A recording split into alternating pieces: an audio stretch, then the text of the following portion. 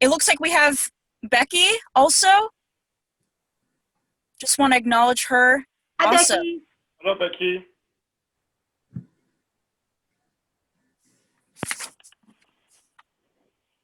Hi guys. Sorry, I was muted. Hello. No worries. Hello. Hi, how are you? I'm really good. Very I'm good. really good. Yeah, nice to meet you all. Excuse me. Where are you calling from, Becky?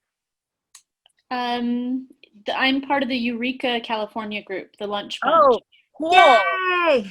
Yeah. Gee. Where are you guys from? I'm from Santa Rosa.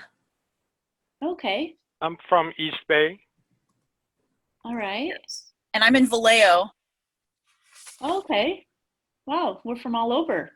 Yes. That's the beauty of these virtual calls. I see it's 7 o'clock, so we can just jump right in. My name's Ashley, even though it says Kevin, but I'm your club growth director for the district, and I'm responsible for helping build new clubs, building your membership. Right now we have open houses going on. Who here has put on an open house in the last 2 months? You can just say yes if you did. Yes. Oh, great. How about you, Foz and Becky? No, not We are yet? planning on doing one this month on October 26th. Great. How about you, Becky? No, in fact, all of our officers are not only new to the positions, but new to Toastmasters. So we're catching up and bumbling around and learning every minute of the day. So Okay, yeah. cool. Well, let me have Foz introduce himself since I have him helping me out today.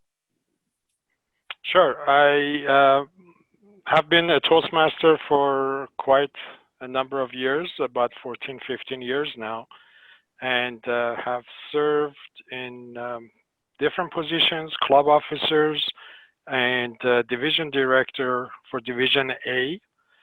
And I've done some training at TLIs, and my last role was train the trainer chair, which I've done a couple of times. Awesome. And I've done mentorship, I've done youth leadership program, and my Wow. profession, of course, is I'm in real estate sales, entrepreneurship, passionate, and have a couple of businesses. As a result of Toastmasters, I've started another business. It's an event center in Fremont where people can have their workshops and seminars from there. So a lot of good things have happened as a result of Toastmasters. Great. Thank you for sharing your background, Foz. And just going in order of when people arrive, Donica, will you share your history with Toastmasters? Absolutely. I've been involved in Toastmasters for 3.5 years. I currently belong to 3 clubs, Wow. one corporate club and 2 community clubs. I've served as president, vice president of education. I'm currently serving as secretary and treasurer for 2 clubs. I was an area director last year and taking a break from the area this year, or the district this year, but really working as a club coach this year and hoping to mentor a club as well, or sponsor. Awesome. Thank you, Donica. Becky, how about you? I am new to Toastmasters. I began in November, and the group I started to attend had maybe 3 people that would show up.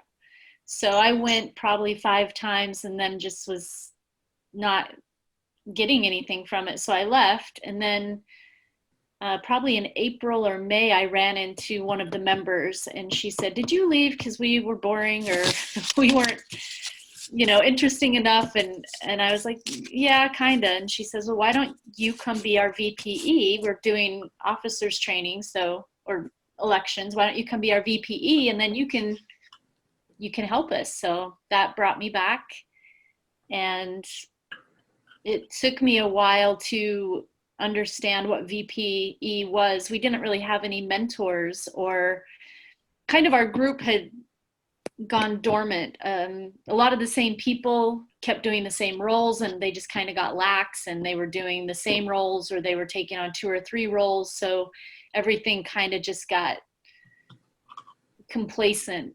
And so I'm trying to revive it now. We had a bloom of new people show up, and they were all brand new to Toastmasters, and they all jumped up and took officer roles, but now we're finding that we don't really even know what Toastmasters is.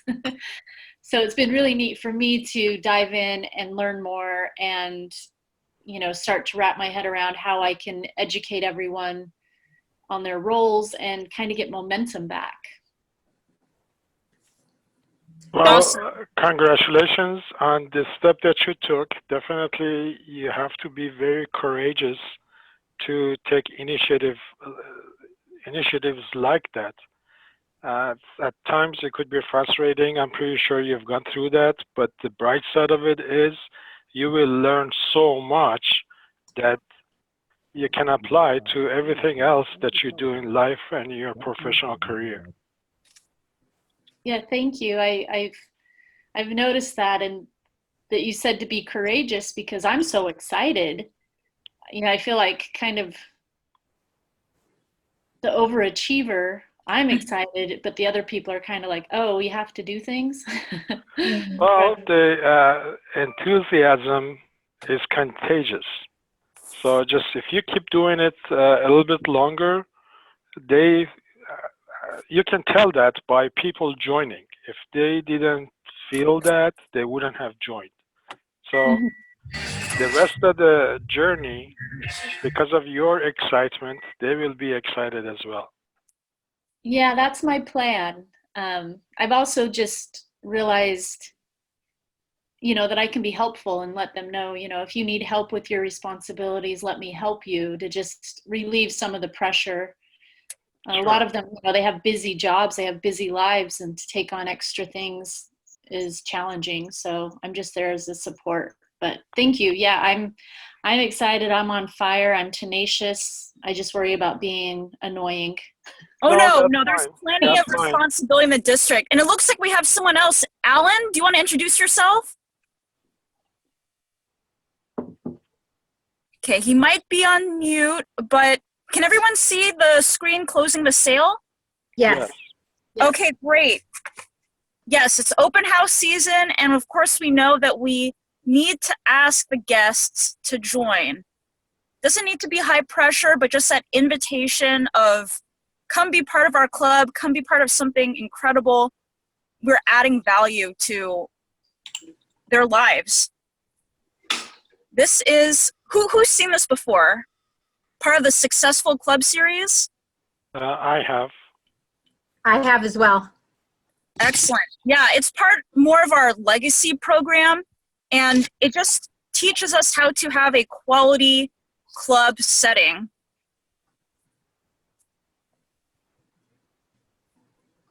So why should we even have new members? Why should we have open houses?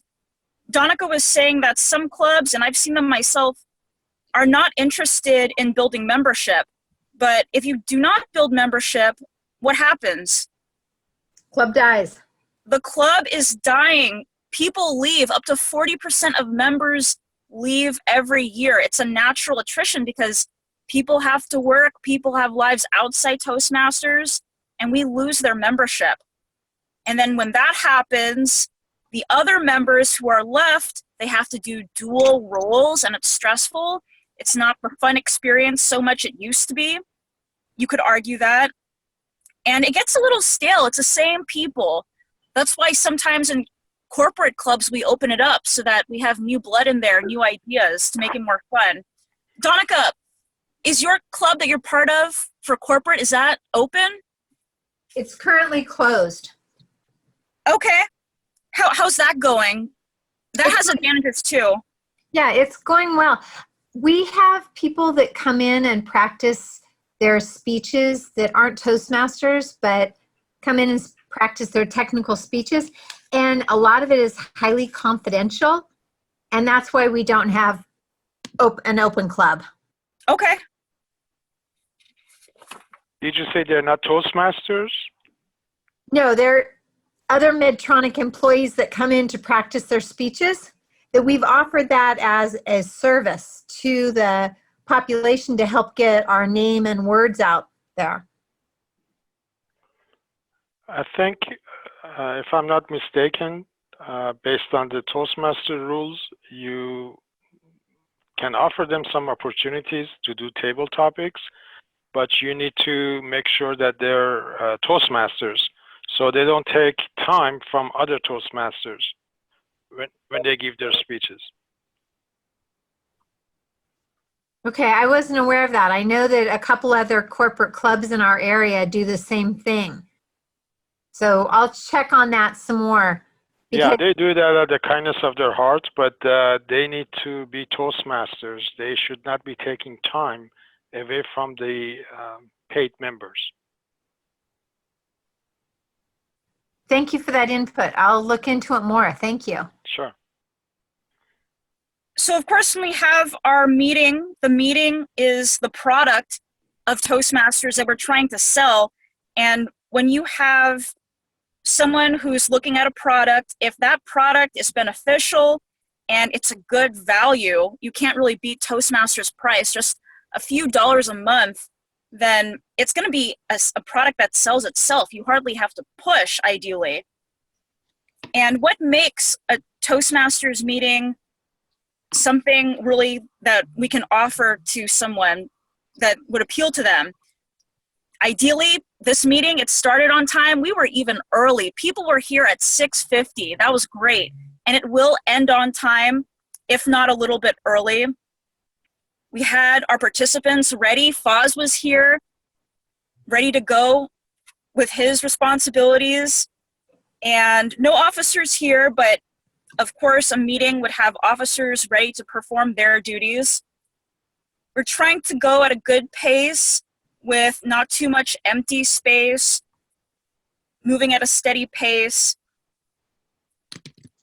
trying to be energetic. As Foz was saying, when you're positive, as Becky had said, then it's going to be infectious and the energy is going to spread. I know Donica has a lot of energy. And yes, lots of energy, positivity. Can never have enough of that, in my opinion. And every project, of course, should be from the manuals. Foz, do you have anything to add to that of like how product sells itself? Because I know that you're in the real estate, in the Toastmasters lens. Yeah. Any comments? Well, the analogy that you mentioned, as far as me being in real estate, you can think of an open house. Well, one home you go to and it's chaotic. Everything is outdated. The cabinets, nothing has been cleaned. The showers are filthy. And then you go to another one that is staged. Yes. And it looks beautiful. And you go in and you are just mesmerized. You look at things, you spend time there. But I have gone to some open houses where I couldn't stand it because of the smell, and I had to get out immediately. A Toastmasters meeting is like that. And there was a gentleman in Toastmasters, Dave Orris, and he said that the only way that you can get people and have them sign up, and in fact, they'd be happy to sign up, is, when you have the meetings run well. And like Ashley, what you were saying is the meetings should start on time, finish on time, and everything that's done in the meeting should be so nice that people would just want to sign up. In one of our meetings, it had run so well that one of the guests felt that he wouldn't be up to it because everybody was good. Oh. That's okay. That's how you want it, because not everybody is going to be like him. But when the meeting is run well, people just say, how much do I pay? Where should I sign? Mm-hmm. Just like when people purchase the product, the house, they pay over the asking price for a reason. Mm-hmm. Because the commodity is so scarce as far as being good. That's how it should be for a Toastmaster club. We've had some situations where the members or guests had seen some other clubs and then came and joined our club because Okay. everything was good. We had good number of people, diverse groups of people. Everything was ran well, and they have stayed in that club for many years. I think Awesome. the way it should be is I think of a Toastmasters meeting as far as the audience members are concerned. It should be just like a Broadway show. Ah, yes, a Broadway show, like a production. How Like many a of you production. are coaches on the line? Becky, Donica, are you guys currently coaches? Coaches? No. I Alan, think you served as a coach before.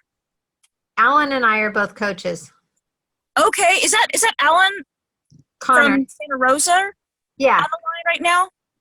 Yep. Awesome. Hi, Alan, Alan. you're muted. Just looking at these meeting standards, can you address what you've observed in your coaching and how it compares?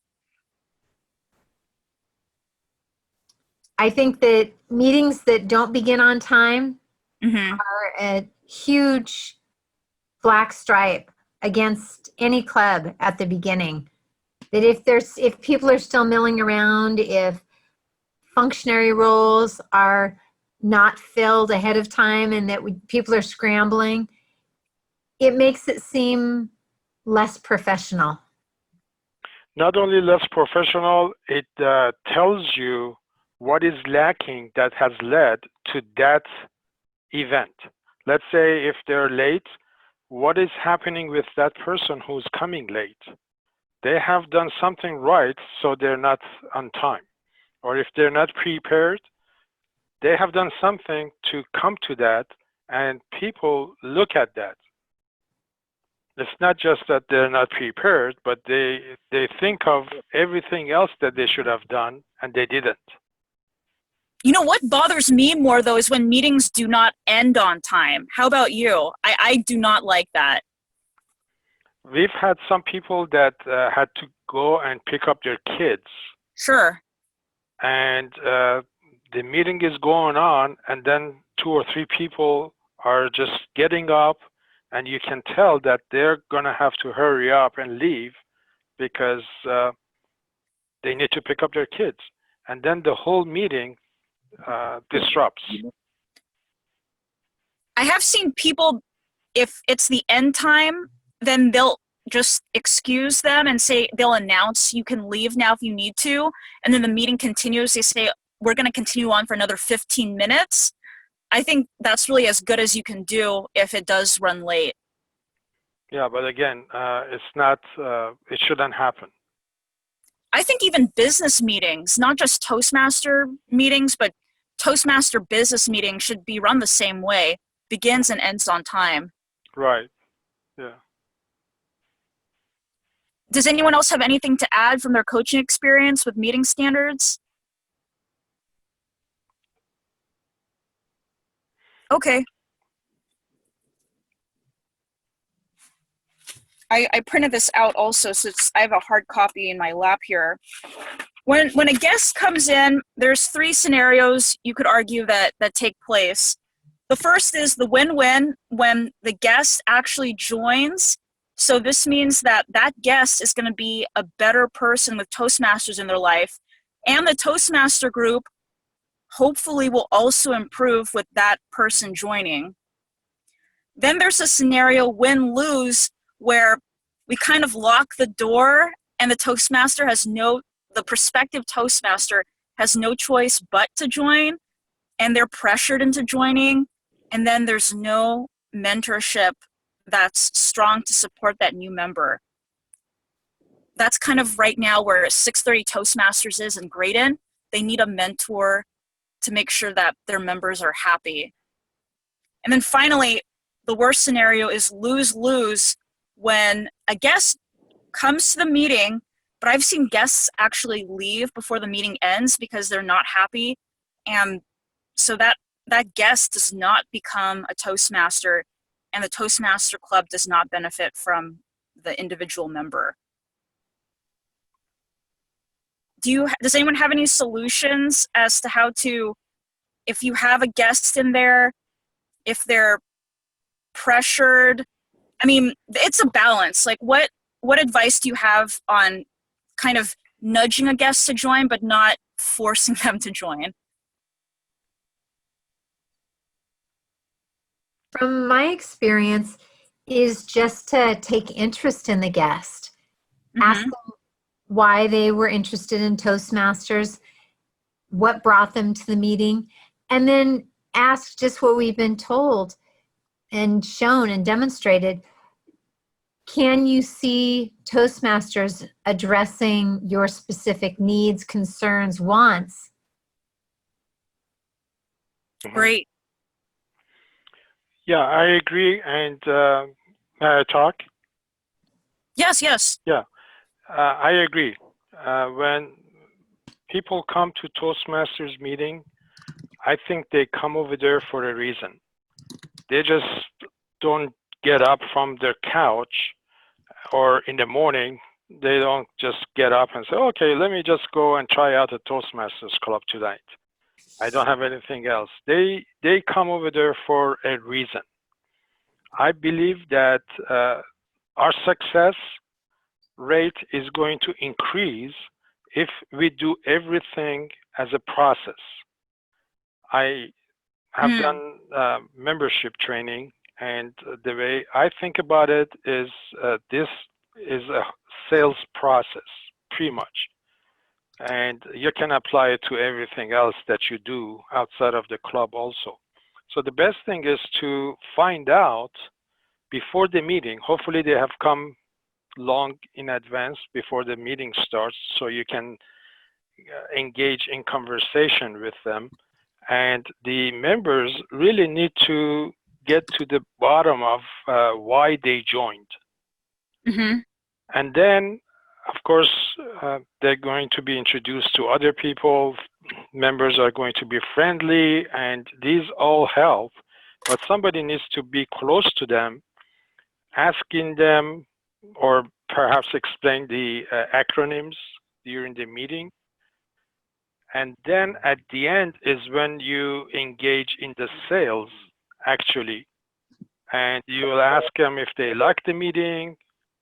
If they have any questions, you answer them. And using the information before the meeting that you got and your experience from what Toastmasters has done for other people, hopefully you can engage them in conversation, and then you ask them if they want to join. So if people do that, I think the chances are that more of the guests are going to become members. Right. Anyone have anything else to add? I've seen clubs where they really sit down with the guest and they're pretty high pressure about it. And I mean, in this instance, it works. They pay. I don't know, I guess maybe not in every situation that's ideal, but it's interesting. I've seen past district directors do that, and they got their net growth of 5. I just hope those members stay around. It's just more of a high pressure approach. It's interesting that that kind of works sometimes. No, in sales, basically, you need to ask for them. You need to ask them to join. Yes, yes. There have been situations where people said, "Oh, they didn't ask me," and or no one approaches them at the end of the meeting. Oh no. Yeah, so you need to ask them.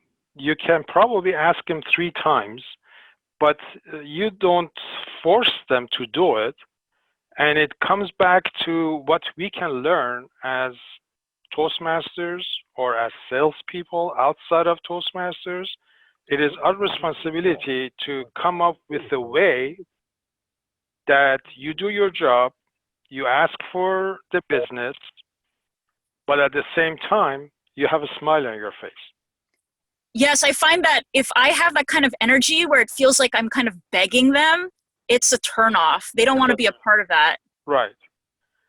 What you need to do is to use some language that they feel that if they don't join, they're going to be losing. Mm.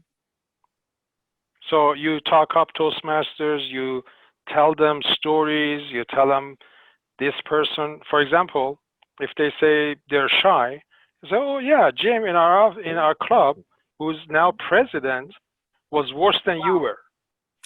He wouldn't say a word in a meeting, and he didn't give his icebreaker speech for 1 year. Can you believe that? Mm. So I think examples, facts, statistics will help a lot. But at the same time, like I said, you need to present it in a way that they're not going to, it wouldn't be a hard sell on your part. Right. And they But also ask need them to be 2 or the 3 ones times. to pay the money, because if they don't pay the money, they don't have that psychological commitment. It's really, Exactly. really affordable. Yes. Yeah. The One, example for that is Dale Carnegie.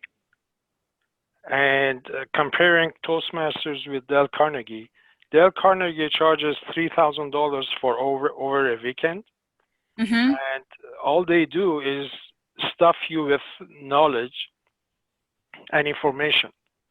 You don't have a chance to practice.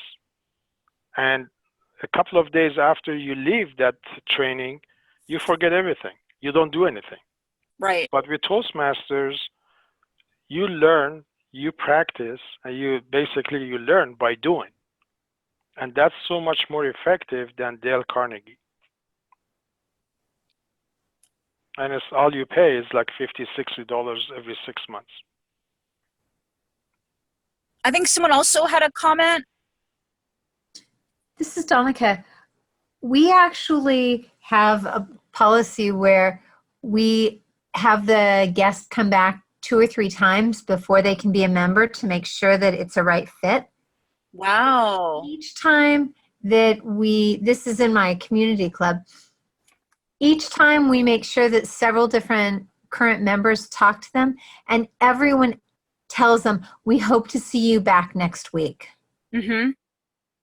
I don't think that's effective. Yes, if they say, oh, I need to come back, you welcome them. But at the same time, every time you need to let them know that they can only learn by joining and by doing. And because sometimes if you don't ask them, if they leave, the chances are that they don't come back.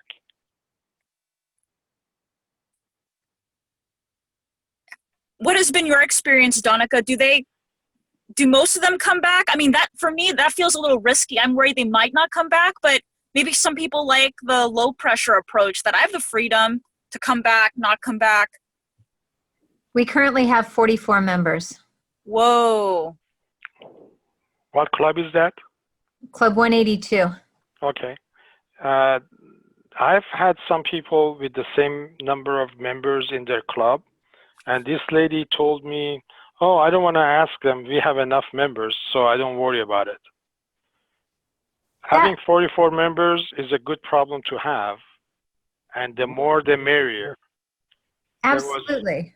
But I'm not saying that we don't ask people to join, but we want to be a very low pressure kind of thing. We don't Sure. want anyone to feel like that they're pressured to join because they won't come back. No, exactly. If they don't want to, let's say you ask them and they don't want to sign up, I think it's better, because I really hate wasting time on people that become members, and we do the mentorship for them. After 5 or 6 months, they leave. If that happens, all the time that we have spent on them is going to go to waste. So if they're not really, like I said, you need to qualify them to see if they are Toastmasters material. Because if they're not, you don't want to waste your time on them. But at the same time, you need to give them opportunities so they can better their lives for themselves. Wow, that's such a long-term approach, thinking that if they're going to leave in 6 months, that was kind of a waste of our mentoring resources. That's really interesting. Well, I mean, sometimes the issues probably show up in other aspects in the club. They may be late, they may not prepare themselves, so that could bring the quality of club down also. So it's very important to make sure that really that's what they want to do.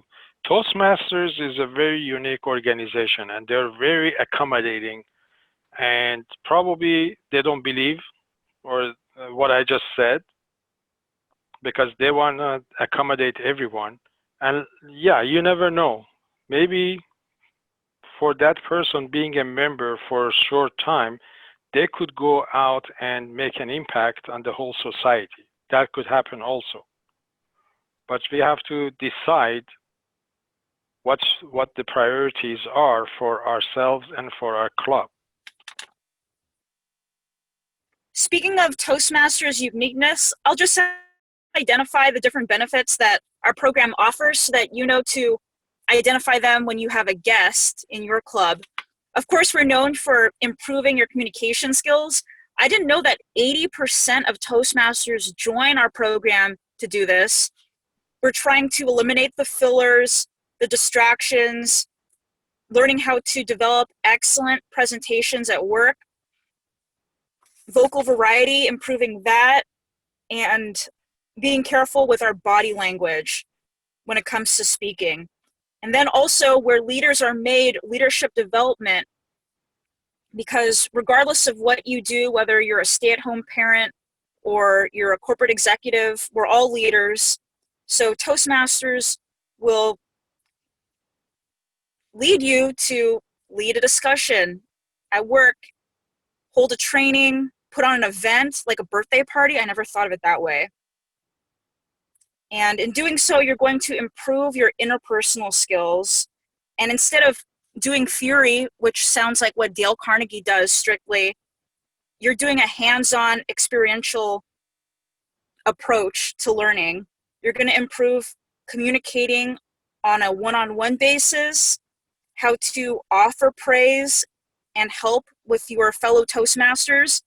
And my favorite, you get to be typically face-to-face in a group rather than just being in front of a computer.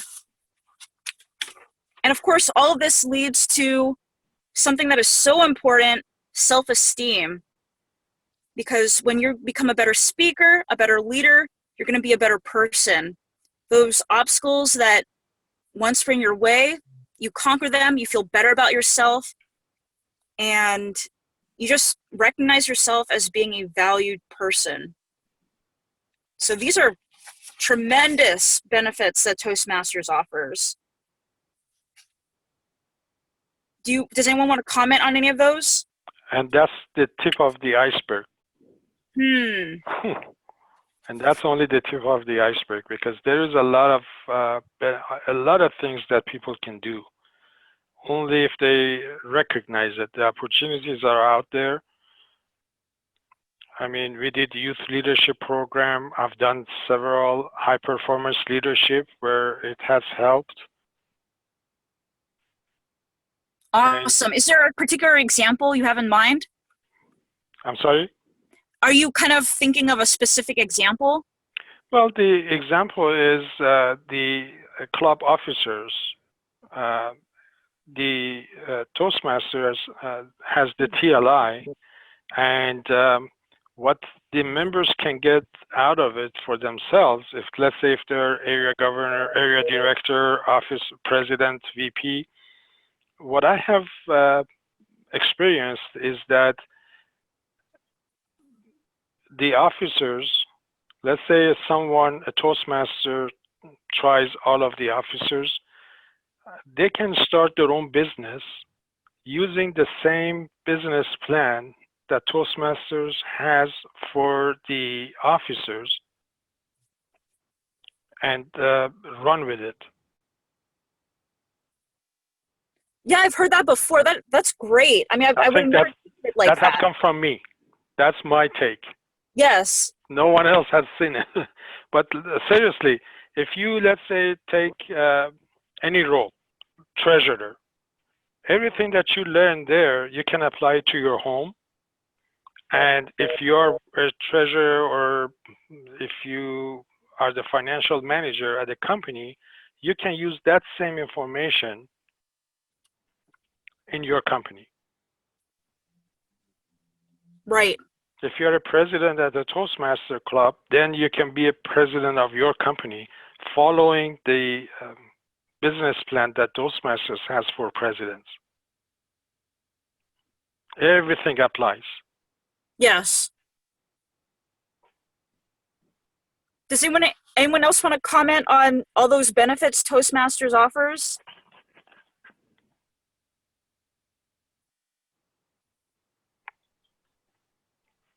Any questions?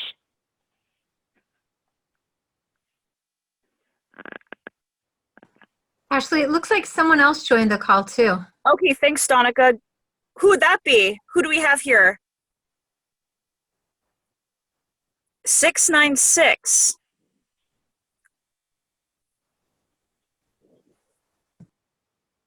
I think they may be just listening in. But that's great. Look at all these people. We meet weekly on Wednesdays at 7, and it's typically Dennis Dawson, but he's competing right now. We need to send some energy for him to win. Definitely. Donica, as a coach, looking at these different benefits, what seems to be the most maybe popular, would you say, when guests come in? They're really wanting to improve their speaking ability and develop confidence. I wonder, do their employers say go to Toastmasters? I know that happened to my sister. You know, at my corporate club, we are just in the process of changing over to be more HR driven, and we're going to be having 2 open houses, one next week and one the week after, where HR has partnered with people managers to encourage employees to go. In the past, it's just been self-driven. How many employees do you have in that company? In Santa Rosa, we have about 800, and across the world, 80,000. Right, but in that particular building, there are 800 people? Yes. Very good. That's right. You're in a corporate company, a corporate club. What brought that club to that company, Medtronic? I did. Was there a specific word? Did they want to improve their presentations? Do you know?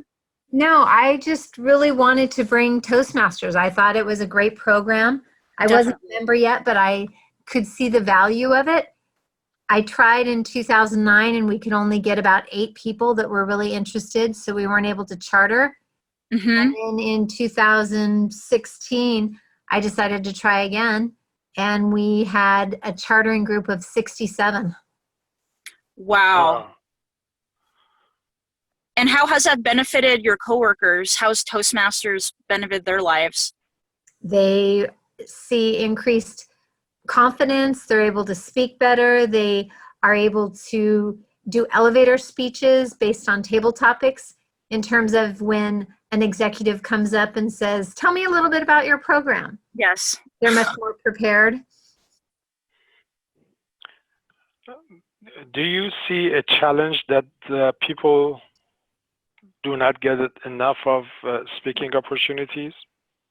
No, because we're down to, once people found out they actually had to speak, that it wasn't just magical, that they were going to get better. Many dropped out. So we're at 22 or 23 now, I think. I see. Okay. And we have meetings weekly. Right. That's good. Yeah, you mentioned that it's going to be HR driven. I have a suggestion for you to increase your membership. Please. Yeah, you can go and talk to the HR manager or the managers and ask them to have the employee's salary tied to giving speeches at Toastmaster Club or becoming a member there. That's a great idea. I don't know that we No, can. I'm joking. I'm joking. Oh. No, it doesn't work. I'm joking. I mean, there have been like special perks and bonuses for people who complete a certain education level. I've heard people have done that before. I would love to see it in action if it's possible. No, I think there would be some challenges because of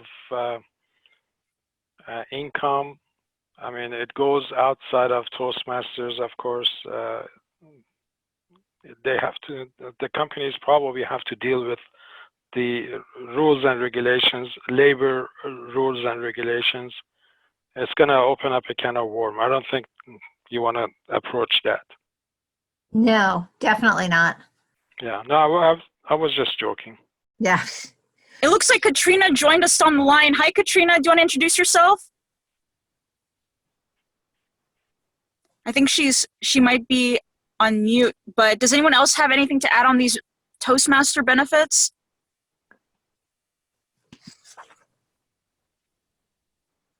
Okay. To closing that sale, when we're trying to convert guests into members, they have an acronym here, CLOSE, on what you can think to yourself when you're making that final ask. The first is to compare. So like Foz was saying, Dale Carnegie costs about $3,000 for a weekend, but with Toastmasters, it's a fraction of that cost, and it's an ongoing program. There's no comparison there. Can you advance the slide, Ashley, please? Oh, yeah. So do you see the compare closeout sale? It's on my screen. It is now. There was a little bit of lag. Thank you. Thank you, Donica. All right. And then L is for what do you have to lose? People are afraid of speaking in public, but they have so much to gain when they join Toastmasters. They're going to get confidence in themselves and the opportunity to actually interact with people in person. There's O for opinion. So like Donica was saying, ask them what they think. Let them express their thoughts. You can prompt them and say that you could benefit from being a member. What do you think? And then just let them talk. So it feels like you're hearing them, you're empathizing with them. S is for story. You can give an example of how Toastmasters has improved members' lives. Foz was saying that we have this president who waited a year to give their icebreaker, and now they're the club president. They grew, so you can grow just like them. And then finally, E is for, it says here example, but I think they meant expectation, because when you join Toastmasters, you're going to get a new member kit and you get a hard copy Toastmaster magazine. In the meantime, you get to do impromptu speech if you care to, and you can do meeting roles like timing and serving as grammarian. And the most important part is you get a club mentor who's going to teach you how to give your first icebreaker speech. And I personally think that we should have mentors as defaults to our new members, because people might have a different opinion, but if you assign a mentor, then people can't say no, and then they get the benefit of the mentor. But what are people's thoughts on that? Has anyone done that and that worked against them? No, if it is explained well, I think they buy into it. When I went to school, I had to work full-time and go to school full-time. Oh my goodness. And I didn't really have time to study with anyone else. So I had to study the whole thing by myself. But my friend worked in a group, and they were able to cut down on the time, and each one was assigned for one particular area, and they benefited more. The same is true with mentorship. They can do the speeches themselves and go through the mistakes, and it's going to take them a long time. But if they're assigned a mentor, they don't have to make a lot of the mistakes because Mhm. the mentor is there to hold their hands and teach them, explain all the mistakes that one can make so they can avoid it. So that would be the best thing that could happen to a new member. They should go for it because they benefit more. The mentor benefits from that also. Uh, he or she is going to benefit from being able to teach someone or help someone, but the new member is going to learn all of that at no cost, really, no monetary cost, and they're going to save a lot of time because they don't make that mistake that everybody else has made. Yes, I do want to distinguish. There's a club mentor, and then there's a mentor that applies for your DTM credit for new clubs. Those are two different kinds of mentors. The first one that you mentioned is part of the club leadership. Yes, mentoring a member, a new member. Right. Are there any questions on this CLOSE acronym? One other way that perhaps you can look at the lose, I think you need to mention to them that if they don't join, they're going to be losing. Mm-hmm. They're not going to be accomplishing what they could for the time that they're not a member of Toastmasters. Definitely. It's really just the cost of a cup of coffee every month. Yeah.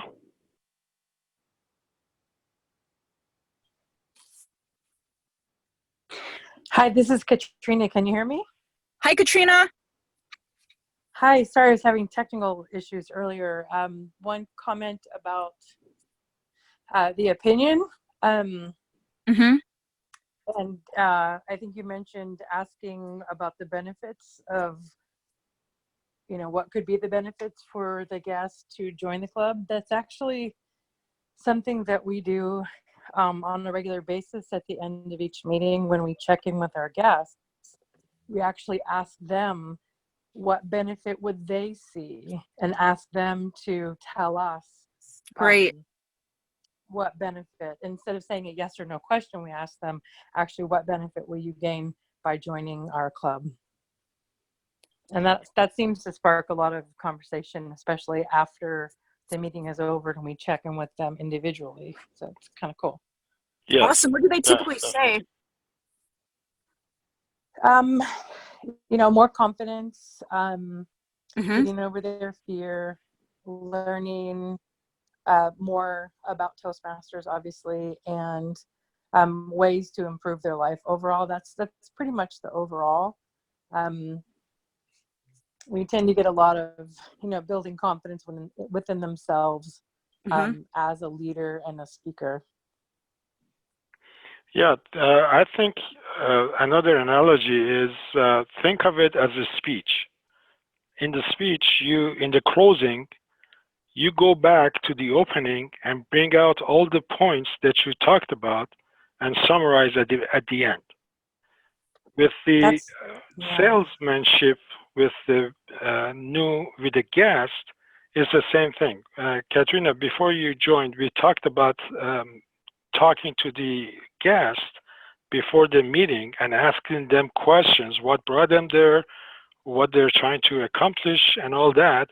So at the end, you need to go back and remind them that Toastmasters offers the solutions that they're seeking. Yes, that's a great point. We actually also do that in the beginning when we introduce our guests or asked our guests to introduce themselves. Obviously, it depends on the timing and how much time we have and how many guests. But just a short one sentence of what brought you here and what are you hoping to gain by coming tonight, and then looping back to that, we heard you say this, and how could you benefit by joining, or how could you benefit by joining tonight? Right. And we also do have, just real quick, we also do have the, both of my clubs they prefer to have 3 meetings before they are voted in. And while it's a longer process, it really shows who, and we do ask them to join, but to try it out a couple more times before the vote. And it seems to work out well, especially Toast to Petaluma. So you get the checks from them, and then they come to 2 or 3 meetings, and that's when you vote. We ask for the check on the night that we vote them in. But some do fill it out. We've had my other club, Top of the Bay, we've had them ready to join, right away. And we said, bring it with you the next time. We get their contact information and, and talk, we even say, we'll create you a membership badge and all of that. And we could vote you in on the next time. It really depends on their interest and how fired up they are to join. Right. But I think if I recall, Toast to Petaluma has the 3 meeting rule. And they have over 40 members, I believe. I have to check.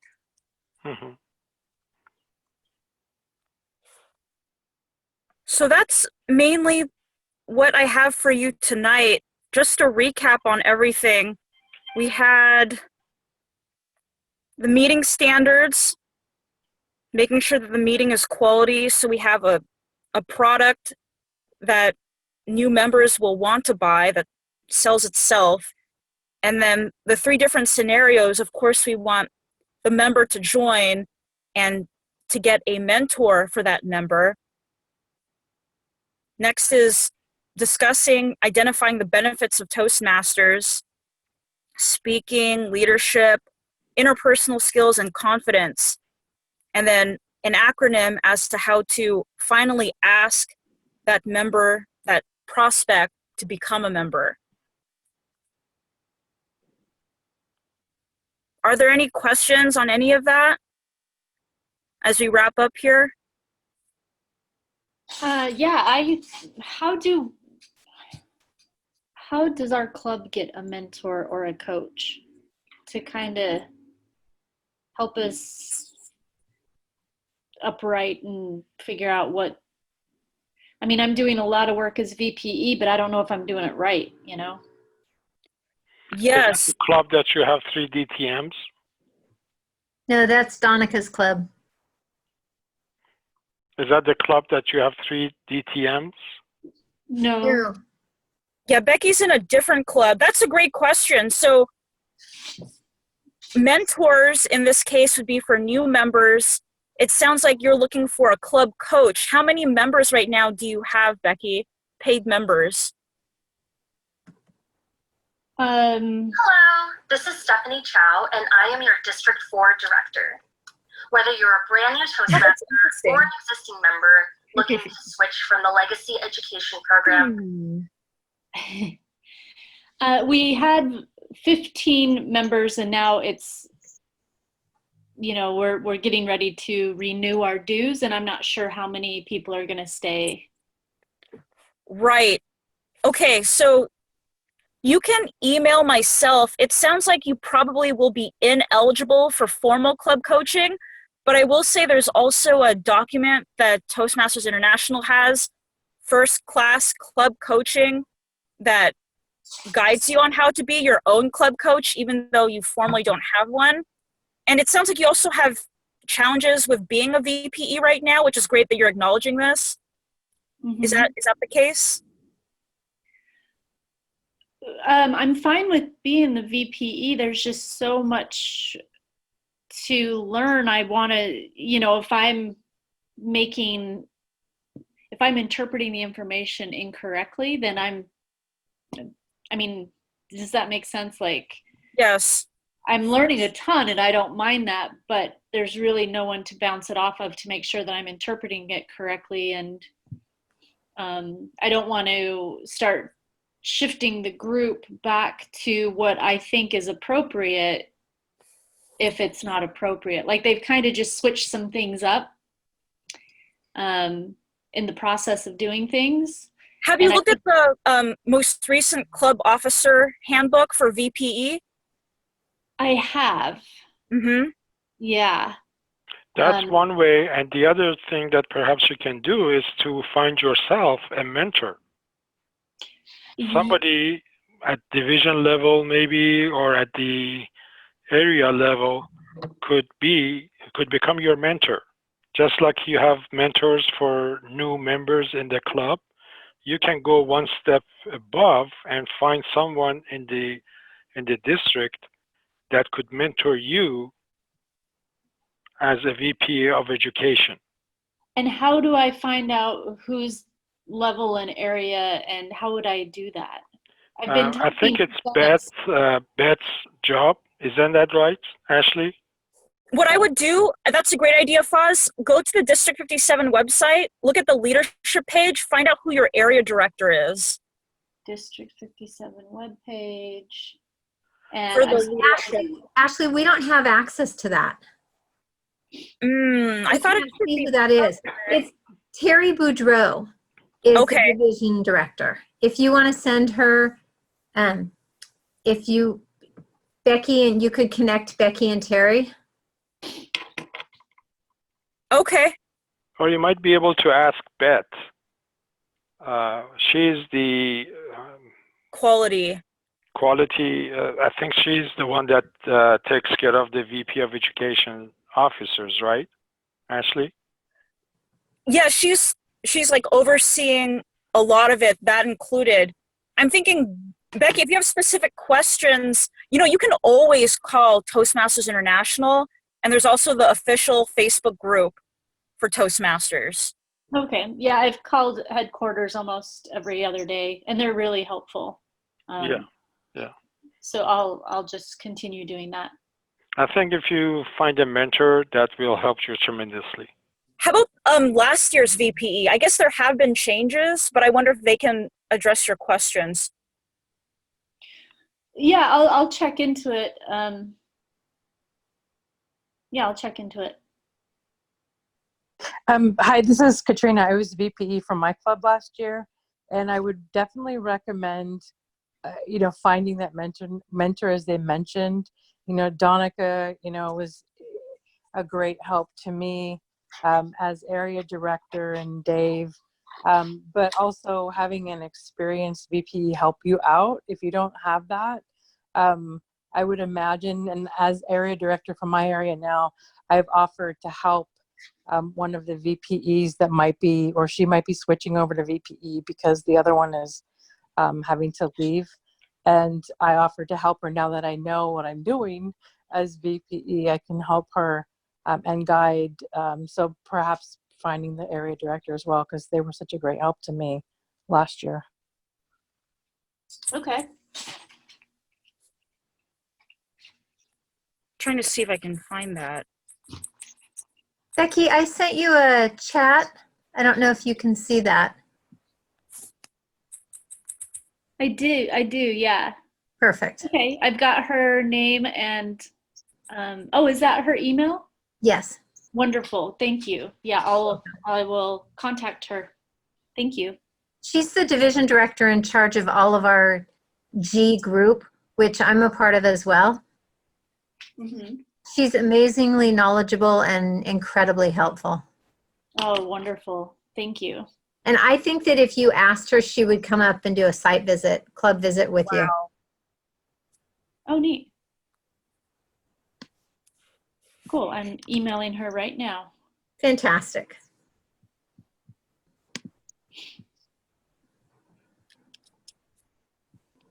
All right. I think that's all we have tonight. Thank you so much for coming and just sharing and learning and helping each other. That makes me so happy. So great. Beautiful. Thank you, Foz, for Thank you very much. sharing what you have to know. It's Everyone a on the pleasure. call. Yes, Becky, Donica, Katrina, Alan, thank you. Thank you very much. Have a nice evening. Thank You you, too. everyone. Bye. Yeah, bye. Goodbye.